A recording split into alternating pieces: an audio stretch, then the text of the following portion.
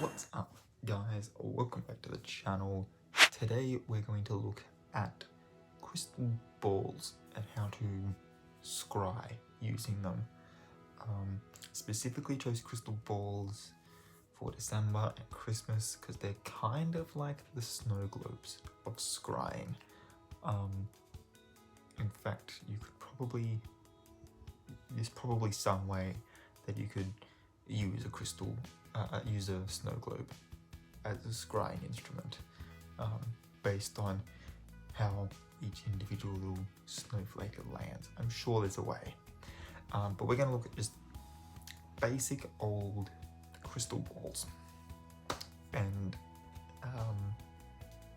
yeah, so let's get into it. So crystal balls are just spheres of leaded glass or transparent stone, usually about the size of a grapefruit, used for scrying. And scrying is simply just seeing the unseen. Crystallomancy, which is the word for the art of scrying using a crystal ball, allows the seer in question to uncover mysteries and secrets, peer into the future, communicate with spirits and angels, or in some cases commune with the dead. There's no evidence that crystallomancy has any specific validity, but it has nevertheless been popular for millennia in civilizations the world over, and obviously is therefore one of the more stereotypical tools of the witch. Obviously you'll see it in like movies and stuff.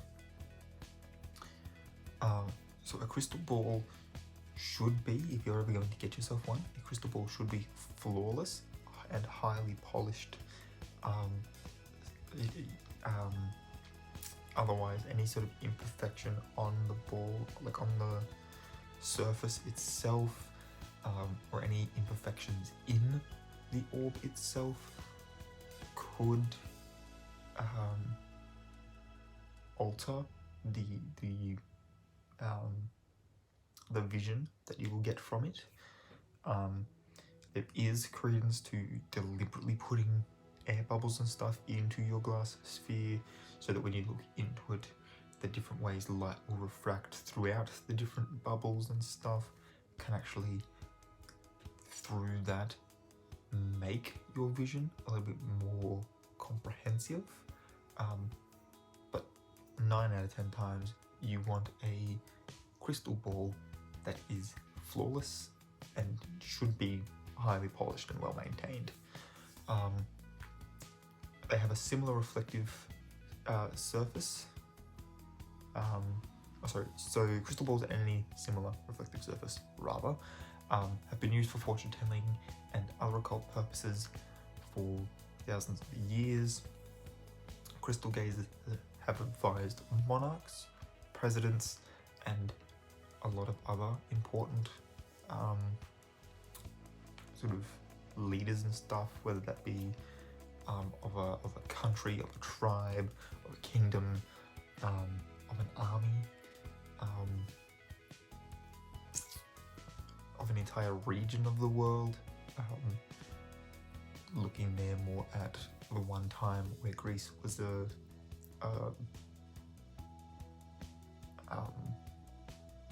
scattering of separate kingdoms, but they would all go to the Pythia for advice. While there are many people who use crystal balls to seek visions or tell fortunes, again, no evidence suggests that it's a legitimate proven science. So this is one of the more art form versions of scrying. There are more sort of there are a whole bunch of other ones. Tarot cards are another version of scrying. You're just using cards instead, and they will actually give you a specific message. But if you're really just wanting to know, open yourself up to a whole plethora of interpretations. You can do a crystal ball scrying session. Yeah. So not all crystal balls obviously are made of crystal, but they are all perfectly spherical. They can be almost any size, with some fitting in the palm of your hand to some so large that they have to be kept on a stand. Crystal balls can be made of any number of materials, including leaded and unleaded glass, quartz, beryl. I think there you'd be wanting more of a clearer beryl, or like a white beryl, as opposed to, is that the one that has the emerald, the ruby, the sapphire and the ruby? I think that might be. You don't really want a ball of that. It's going to be really expensive and it's not going to be easy to see through. Calcite, obsidian, just volcanic glass essentially, and amethyst. Amethyst is one of the more easily seen through crystals, so you can have a ball of amethyst is fine.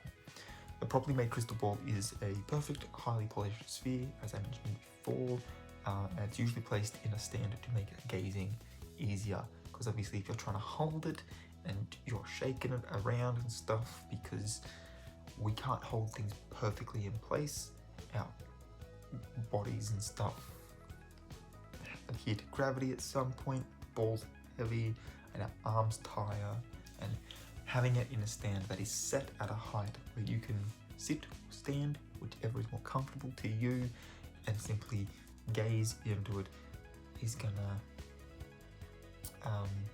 make scrying a lot easier. If it's made of glass or crystal, it should be free of air bubbles, though coloured glass is acceptable. If made of stone rather than glass, it is recommended the stone be free of faults and very highly polished.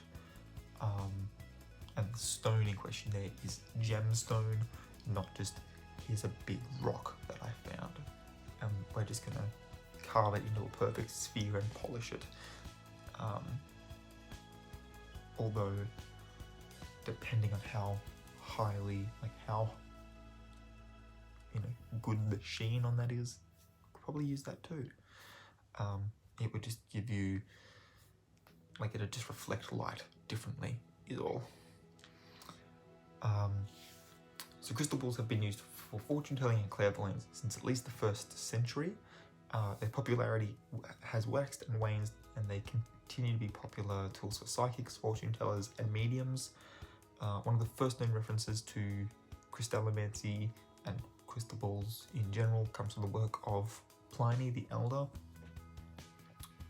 from Rome, who described the use of crystal balls by soothsayers.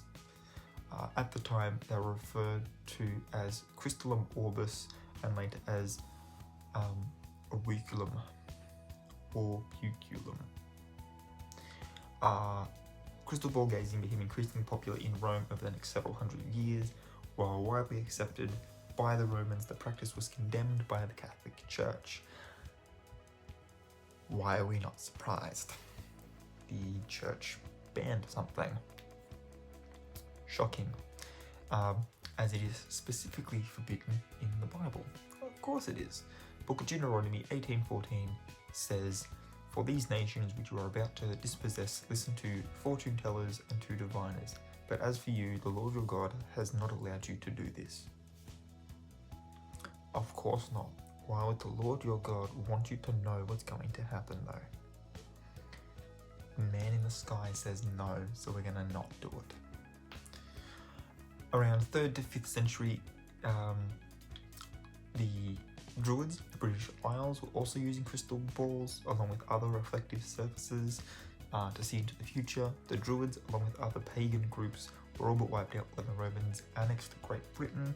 The practice of using crystal balls for divination disappeared for a period of time as well. between the years of 500 and 1500, crystal balls were made as more of a decorative accessory than as a fortune-telling device in Europe. Some, however, continued to practice crystallomancy, though keeping it very carefully hidden from the church, because we are looking at the time when you could be burnt at the stake for witchcraft. Some, however, it is suggested that in some sources that Merlin himself carried and used a crystal ball, though Merlin may or may not have been a real historical figure.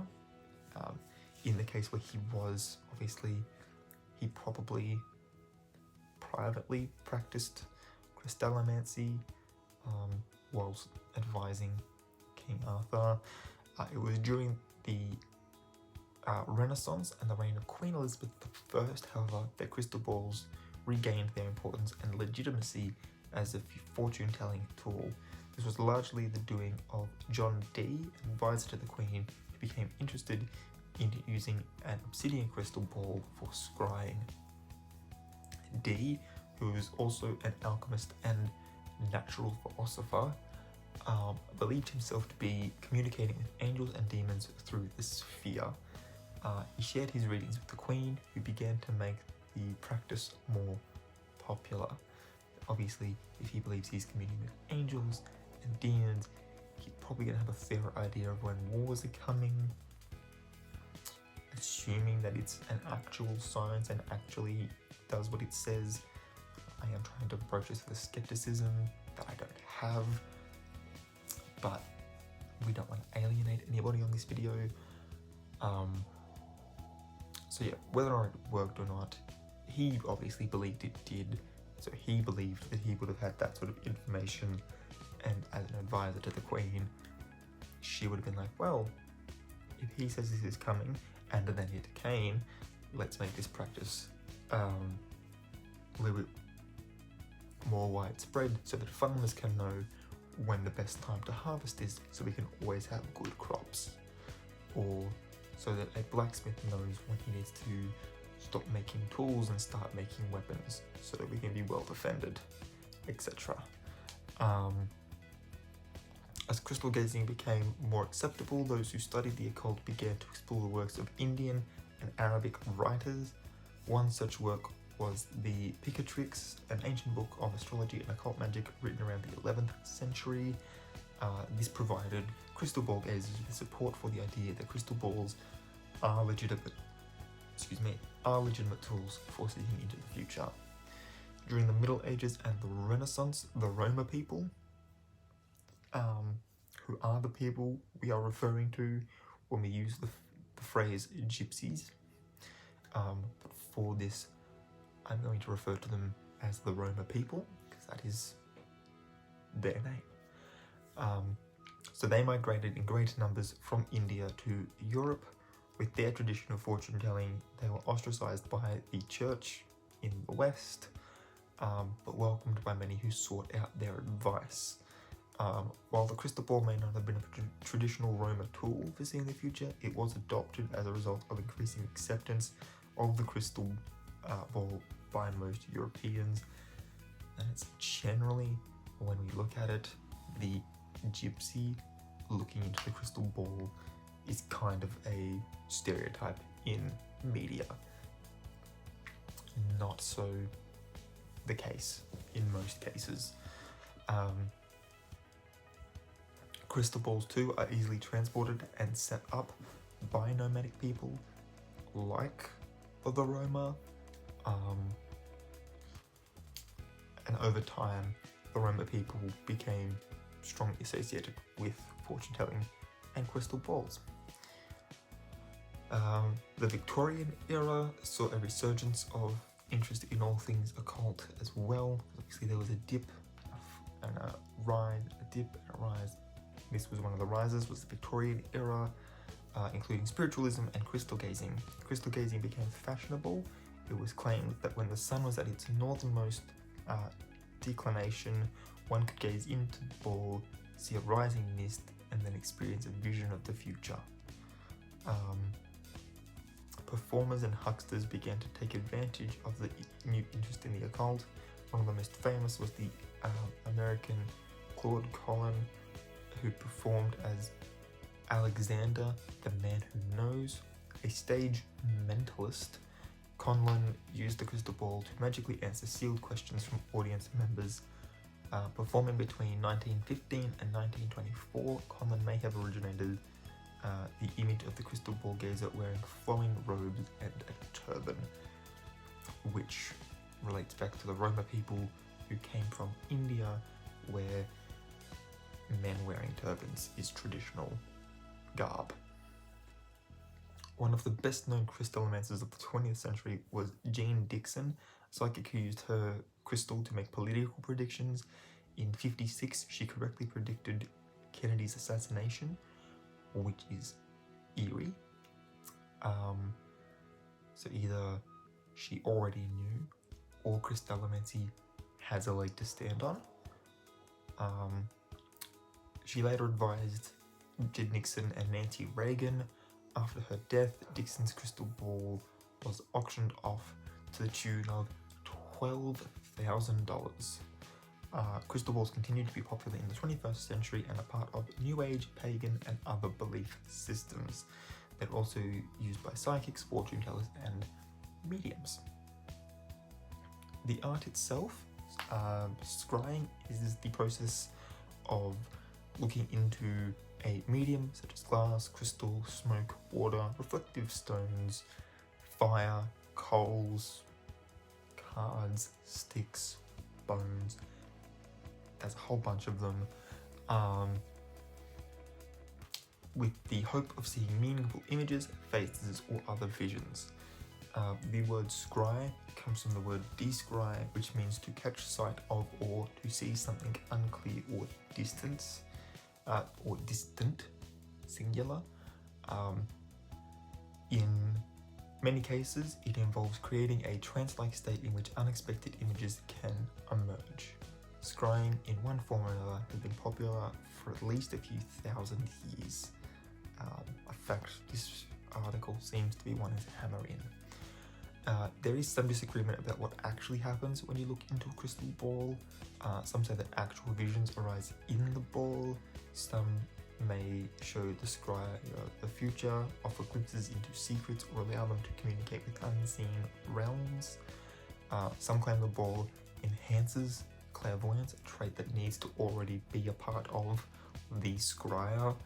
And clairvoyance is just the ability to see what's going on elsewhere at the same time. Others claim that the ball itself does nothing more than relax the mind of the scryer, allowing him or her to fall into a trance state. It is the trance state that the scryer will experience visions or insights. So it's essentially just, to put it in sort of D&D terms, it's just an arcane focus for you to fall into a trance-like state and then experience them, the visions here, rather than seeing them here. To use a crystal ball effectively, most sources would recommend a 4-step process. Number 1, using a ball at least the size of an orange or a grapefruit. So you want one that's sort of gonna fit, kind of nicely in one hand. Choosing a ball that is highly reflective, sitting in a dim, quiet place. You don't want bright lights flashing around you. Just some nice dim light, nice and quiet so you can concentrate. And then number 4, allowing both your mind and your eyes to relax. Contemporary scryers say that the crystal ball may or may not provide direct information about the future or offer advice. Instead, it might communicate symbols, suggest directions, or otherwise just help you to make good or better, at least, decisions for the future. In the case of it offering you symbols, it is then up to you to interpret those however you feel they are interpreting. Generally speaking, with anything to do with divination. You kind of want to go with your gut instinct on things. Yeah. And that's all I've got. The rest of this article is not very much, but it just lists a couple of famous crystal balls. So if you would like to have a look at some of the most well-known crystal balls of, you know, the last couple thousand years, link is in the description down below. Let me know your thoughts in the comment section down below as well. Do crystal balls work? Do they not work? If they do work, how do you think they work? Is it an image in the ball, or is it more of a, by focusing on this, your mind's able to, like your subconscious mind's able to have more of a say in how things get put together to show you these visions of things that you knew but didn't know you knew? What is it to you? Which one do you think it is? If you're new here, hello, welcome. Please hit the subscribe button. That would be greatly appreciated. And while you're up there, ring that notification bell. It turns on the push notifications so you can stay up to date when I upload new videos. If you enjoyed this one, smash that like button for me. That'd be awesome. And until next time, guys, keep your head screwed on.